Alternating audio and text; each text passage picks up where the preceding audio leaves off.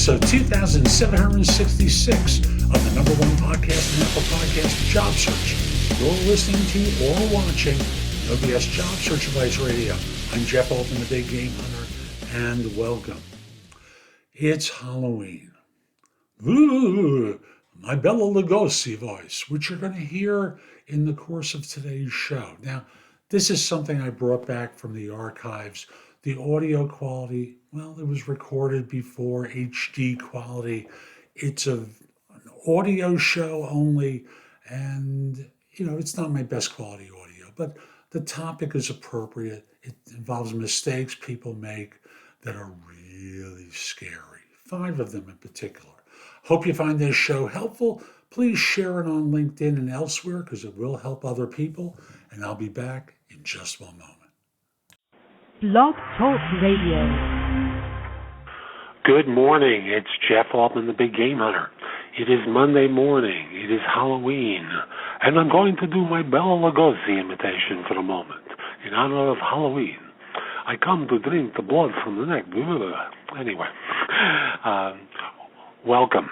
And on No BS Job Search Advice Radio, I like to give you very straightforward and direct advice because unlike you, I hear what clients say about job hunters, and most of what I tell you is the feedback I get from job hunters, from employers, and not just simply my own opinions. So, when I talk with you about mistakes that you may be committing as part of your job search, understand I'm just trying to help you. Don't hear it as criticism. Hear it as the voice of someone who lives in the trenches with employers and job hunters, who hears about the mistakes that many of you make. And I'm trying to fix it because, frankly, in this economy, despite what you may read about very soon about things picking up, for many of you, it's real tough out there. For some folks, it's a lot easier. But if you've been out of work for 6, 9, 12 months or more, it's going to be hard to land, and you can't waste any opportunities. So I want to talk with you today about some of the scary things, the ghoulish things you may be doing that are keeping you from getting interviews, keeping you from getting the results, keeping you from getting the job that you really want. So I've got my top 6 scary things that job hunters do all the time that stand in their way between finding work or continuing to stay out of work. And the first one is one of my pet peeves, and that's sending out generic resumes. What do I mean by that? Sending out the same resume over and over again as though they're applying for the same job. Now, I don't know about you, but when I see a job listing, everyone's a little bit different. When I talk to a recruiter about a job, or when you talk to a recruiter about a job, I should say, and you hear about a position, they're all a little bit different. Yet, most of you send out the same resume over and over again. It's wrong. It's like the broken watch is right twice a day. And you can't send out the same resume over and over again. You've got to make alterations. You've got to tailor them in order to ensure that what you send to an employer, what you send to a recruiter, demonstrates that you fit the role. So that's scary thing number one that most people I know do. Second thing that people do that hurt them is they don't do any interview preparation. So what sort of preparation am I talking about? Real simple. Do you spend any time reviewing the job description? Do you spend any time reviewing how you'll answer some of the predictable questions that you're going to be asked on an interview? Do you spend any time doing research into the firm and what its circumstances are? Most people don't. They arrive at an interview ready to wing it. That is, spontaneously answering questions without any sort of preparation. Now, I don't know about you, but actors and actresses, they rehearse. Sports teams, they practice. Why aren't you? With a little bit of preparation, you can perform so much better. Because if you've been on a couple of interviews, you can already see the patterns of the questions that they're asking. So why not rehearse your answers?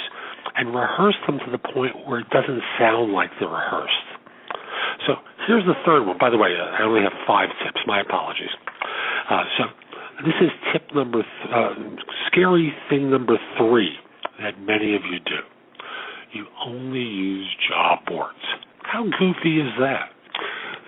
Job boards statistically fill about 6% of all positions. That's it. Now, if you want to include recruiters who ostensibly fill 22% of all positions and say, well, they're running an ad on a job board. Okay, I'm okay with that. So that's 28% of all jobs are being filled by job boards and recruiters. So what about the other 72%? So focusing purely on job boards, focusing purely on recruiters and not doing networking and reaching out to people and asking for advice and trying to connect with people who know you or are willing to help you is just foolish. You know, it's a ridiculous mistake to be making. Here's the 4th thing. And this is a personal one. I want to admit to that. This is a personal one. I know employers sometimes complain about it, but this is a personal one from me. It's the Monday morning at 9 o'clock, 9:15, 9:30 phone call that goes, hi, what's going on? It's a waste of time. There's nothing going on at that time. You know it, and I know it. And I know that the strategy is to get yourself into people's minds, but all you're doing is annoying them. You know, they're trying to connect with their colleagues. They're trying to get started on their day. For myself, on a typical Monday morning, and understand, I often log on over the weekend, but Monday morning I'm walking into over 100 emails. I've got to respond to a number of them. I've got a crisis to deal with. I do my radio show. So calling me early in the morning to say, hi, what's going on, is an interruption. And you won't get through to me. You won't get through to most recruiters, whether they be third-party or corporate recruiters, because they're just trying to get settled into their day. So don't waste the time. Just wait till later, because then you can have more of a positive effect. So that's scary mistake number 4 people make.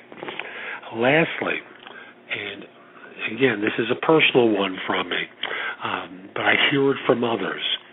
It's the idea that many job hunters are really unkind to recruiters or other people that they meet during their job search. Let me give you an example. For 6 years, I commuted by bus to New York, and I was online the entire way doing work. And on occasion, I made a spelling mistake. And you had to read some of the emails that were sent to me for spelling mistakes. Now, I don't know about you, but putting aside my commute, I sometimes make a mistake. I suspect that's true of you, too. Would you really like to get ripped a new asshole for having made a mistake? And I'm not talking about, I do it all the time. It's an infrequent thing. Every once in a while, a mistake gets out. I'm rushing. I'm doing a lot of things concurrently. A mistake occurs. Is that how you want to be treated by your manager? I don't think so. Why do you think I would want to be treated in that way? Why do you think any recruiter would want to be treated that way? And then you expect us to help you. So I've got to pause for a second and point out how ridiculous that behavior is and why it hurts you. Because whether you like my work or not, whether you like this particular recruiter's work or not, they do have access to other opportunities. I so much prefer a polite email that says, Jeff, you had a mistake in here. Let me just bring it to your attention. So that way you can fix it before you send the article out to anyone else. I thank those people. Often I'll send them a copy of one of my books just as a way of showing appreciation. I consider that helpful. I don't consider getting yelled at helpful. So Those are 5 scary, ghoulish things that people do when they're looking for work that stand between them and finding a position, okay? So that's today's show. I hope you found it helpful. And if you did, here are a couple of ways I can help you even more. First of all, connect with me on LinkedIn at linkedin.com/IN/the Big Game Hunter. Mention that you listen to or watch the show. I like knowing I'm helping some people. Also, join me at JobSearch.Community. Now, whether you become an insider or not, there's a lot of stuff on the homepage to help you. Books, guides, video courses, videos, some good stuff to help you. And if you become an insider, you get access to all my video courses, books, and guides, and you can ask me questions, and I log in daily to respond to everyone. If you become an Insider Plus member, all the same stuff I've mentioned to you before, plus you can get me on a Zoom call to answer your questions more immediately. And if you're interested in one-on-one or group coaching, become an Insider Premium member. There's a lot there that we'll work on to help you land your next job. And you get all the other content as well. Hope you have a terrific day, and most importantly, be great.